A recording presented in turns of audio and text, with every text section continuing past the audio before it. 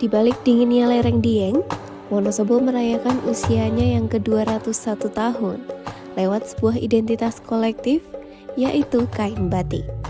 Bukan sekedar warisan budaya, batik kini tumbuh menjadi penggerak ekonomi dan ekosistem bisnis lokal yang kian bergeliat. Simak videonya sampai akhir dan jangan lupa subscribe dulu official Wonosobo Web TV.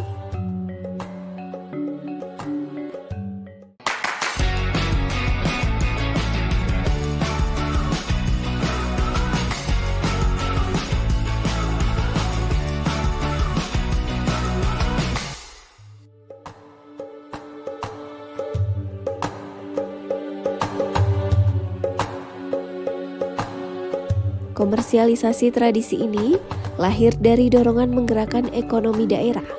Para pengrajin dan pelaku usaha lokal saling terhubung membentuk rantai bisnis yang solid. Menggali motif khas untuk menjawab permintaan pasar akan busana beridentitas budaya. Awalnya, visual batik khas Wonosobo hanya berkutat pada ikon populer seperti buah karika dan penari lengger. Namun demi meningkatkan nilai jual produk, para perajin bersama budayawan lokal melangkah lebih jauh, menggali kembali simbol sejarah serta kekayaan alam Dieng.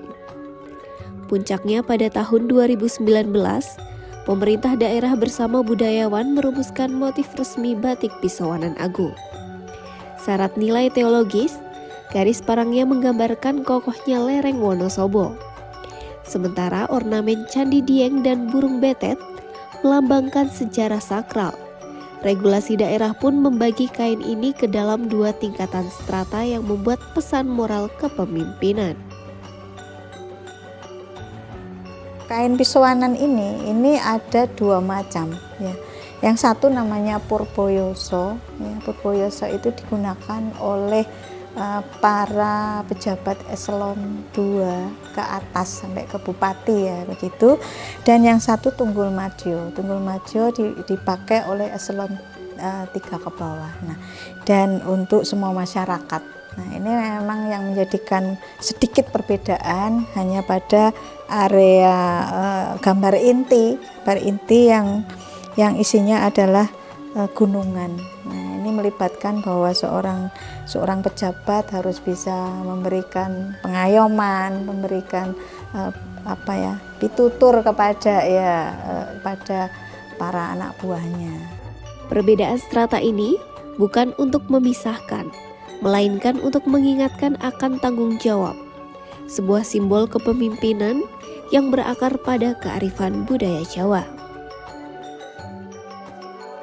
Sebagai komoditas bisnis, serapan pasar sempat terhenti pada tahun 2020 sampai 2021 akibat pandemi.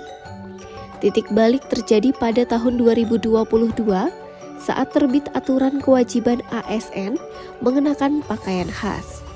Permintaan melonjak tajam hingga produksi beralih ke teknik cap.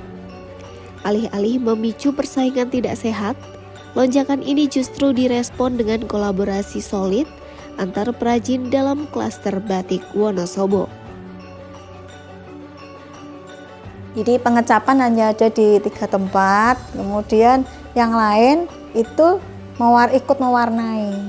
Ya, jadi ikut ngebloki begitu ya. Ini kan pakai ngeblok ya, jadi ikut ngebloki. Jadi alhamdulillahnya kerja bareng waktu itu semua pembatik tahun 2022-23 itu masih mereka mendapatkan pekerjaan untuk pada bulan awal-awal paling banyak tuh bulan Maret, April. Maret sudah mulai bekerja, April, Mei, Juni itu sudah mulai bulan-bulan pembuatan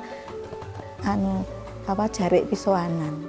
Demi mencegah perang harga, Dinas Pariwisata dan Kebudayaan Kabupaten Wonosobo menerapkan patokan harga seragam Rp250.000 untuk versi cap. Kesepakatan ini berhasil menjaga ekosistem bisnis tetap sehat meski ada penyesuaian bahan baku. Walau pasar utamanya terkonsentrasi di Wonosobo, keunikan visual kain ini mulai menarik minat luar daerah melalui ruang digital. Kalau untuk jarik pisoanan tidak ya, karena ini memang khusus sebagai pakaian khas untuk hari jadi. Kadang kan juga kita upload gambar ini kan juga mereka menanyakan, ini pakaian apa ya gitu.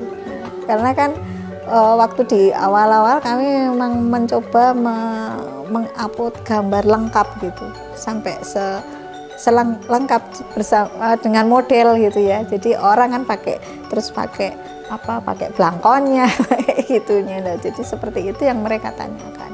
Ini pakaian apa ya gitu.